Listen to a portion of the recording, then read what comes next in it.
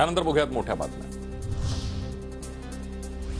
मंत्री छगन भुजबळांच्या नाशिकच्या निवासस्थानाची सुरक्षा वाढवली। विधानसभेमध्ये भुजबळांची धमकी मुद्दा मांडल्यानंतर पोलिसांची खबरदारी। नाशिकच्या भुजबळ फार्मला आता पोलीस छावणीचं स्वरूप। अंतरवाली सराटीतील दगडफेक प्रकरणी ऋषिकेश बेदरेला जामीन मंजूर। मुंबई हायकोर्टाच्या औरंगाबाद खंडपीठाचा निर्णय।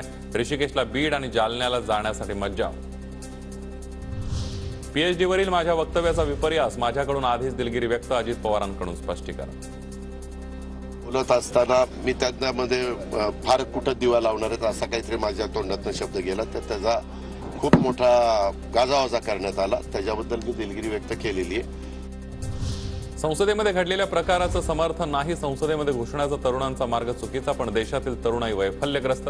बेरोजगारीमुळे तरुणांवर टोकाचं पाऊल उचलण्याची वेळ। संजय राऊतांची केंद्र सरकारवर टीका।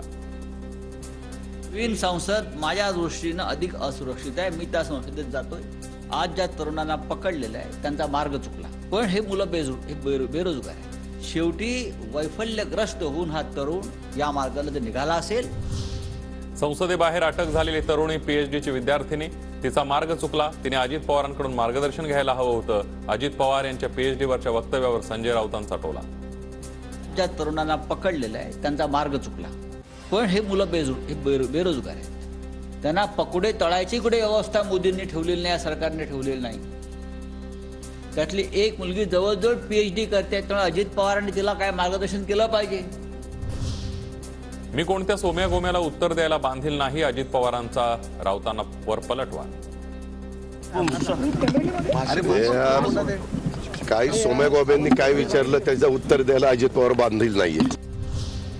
ठाकरे गटाच्या अदानी समूहावरील मोर्चाला धारावी पोलिसांची परवानगी नाही। मुंबई पोलीस आयुक्तांकडे अर्ज करा। धारावी पोलिसांकडून ठाकरे गटाच्या स्थानिक नेत्यांना सूचना। धारावी मोर्चाबाबत तयारी पूर्ण, निवडणुका घ्यायला सरकार घाबरते। आदित्य ठाकरेंची टीका। लोकशाही वाचवण्यासाठी आमचे प्रयत्न। ठाकरे गट मोर्चावर ठाम। दिशा सालियान प्रकरणाचा एसआयटी पथकाकडून तपास सुरू। प्रकरणाची संबंधित जुनी कागदपत्र तपासल्यानंतर सीसीटीव्ही आणि प्रत्यक्षदर्शींचा जबाब नोंदवणार।